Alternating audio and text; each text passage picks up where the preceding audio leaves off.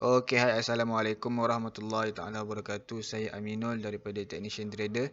Okey, hari ini insya-Allah saya ingin berkongsi tentang weekly analysis bagi market WTI iaitu crude oil WTI pada minggu lepas dan insya-Allah sedikit prediction untuk minggu hadapan. Tapi sebelum tu saya nak minta maaf kerana dua minggu lepas saya tak dapat nak membuat weekly analysis kerana ada emergency yang tak dapat dielakkan. Jadi saya tak sempat untuk membuat weekly analysis. Jadi pada minggu ini saya buat dua, iaitu pada minggu lepas dan pada insya-Allah pada minggu hadapan. Jadi kalau kita tengok dekat sini pada minggu lepas, pembukaan hari Isnin minggu lepas, market WTI dia membuat gap pembukaan. Pembukaan hari Isnin dia buat gap, kemudian dia buat higher high kawasan resistance yang tertinggi ataupun higher high yang baru. Kemudian saya tanda kawasan kotak biru ini adalah kawasan higher high ataupun kawasan resistance yang baru. Kemudian harga tak berjaya pecah resistance ni. So harga turun balik mencari support ataupun resistance become support di kawasan sini. Ini adalah support before. Ini adalah kawasan support. So bila dia tak berjaya pecah resistance, dia turun, dia mencari support semula. Kemudian selepas dia mencari support, dia tak berjaya break support ni, kemudian dia melantun balik naik atas. Kemudian pada penutup hari Jumaat minggu lepas, kita tengok pergerakan harga dia hanya sideways sahaja, dia bermain di kawasan kotak kuning ni yang saya tanda. Ini adalah kawasan kawasan sideways. So sedikit itu adalah weekly analysis bagi minggu lepas, yang mana dia membuat new higher high, kemudian dia turun, dia test kawasan support di kawasan lower low, kemudian dia penutup pada hari Jumaat dia membuat sideways sahaja, di kawasan kotak kuning ini. Jadi prediction saya untuk pergerakan harga bagi crude oil WTI ni adalah macam biasa, akan ada tiga pergerakan harga, sama ada menaik ataupun dia bermain sideways ataupun dia membuat penurunan lah. Tapi major trend dia masih lagi trend menaik. So dia penurunan itu adalah penurunan yang bersifat sementara sebelum dia meneruskan kenaikan yang lagi tinggi lah. Okey, jadi untuk minggu depan, kalau tengok di kawasan kotak kuning ni dia bermain sideways.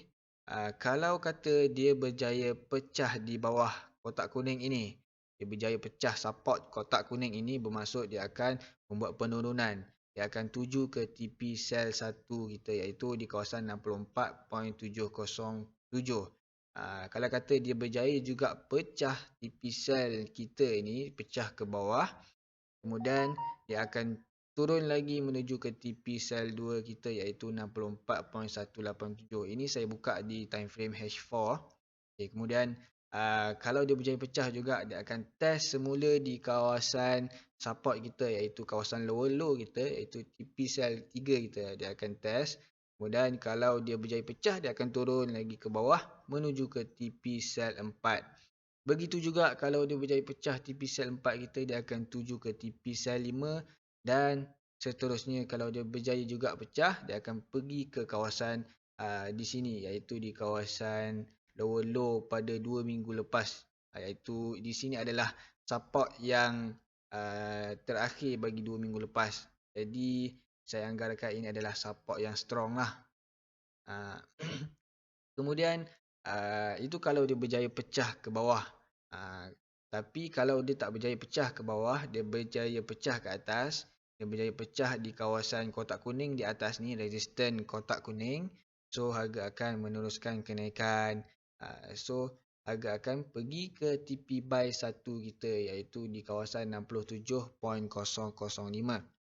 Dan kemudian dia test di kawasan resistance kita, di kawasan kotak biru yang saya tandakan ni. Kemudian kalau dia berjaya pecah, dia akan pergi ke TP buy 2 kita, iaitu 67.456. Begitu juga kalau dia berjaya pecah kawasan resistance kita di sini, TP buy 2 kita di kawasan kotak biru yang saya tandakan ini, harga akan terus menuju ke TP buy 3 kita, iaitu 69.553 kita di sini. Yang ini adalah kalau dia berjaya pecah higher high, dia akan membuat new higher high. Okey, itu kalau dia berjaya membuat kenaikan. Kemudian kalau dia sideways saja, dia akan bermain di kawasan kotak kuning yang saya tandakan inilah.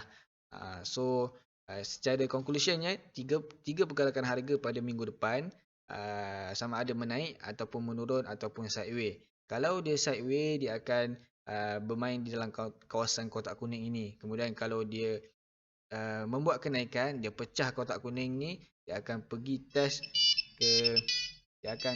kepada kawasan kotak biru kita ya, di sini resistance. So kalau berjaya pecah juga, dia akan pergi ke TP buy 3. Kemudian TP buy 3 kita ini adalah new high high. Dia membuat high high yang baru. Okay. Kemudian itu kalau dia membuat kenaikan. Tapi kalau dia membuat penurunan di sini, dia akan pergi test semula di kawasan support lower low pada minggu lepas, TP sell 3. Kemudian kalau dia berjaya pecah juga, dia akan pergi ke lower low, iaitu di kawasan kotak merah bawah ni yang saya tandakan. Ini adalah kawasan lower low pada 2 minggu lepas. Ini adalah, saya anggarkan ini adalah support yang strong. Kalau dia berjaya pecah juga, dia akan membuat penurunan yang banyak lah.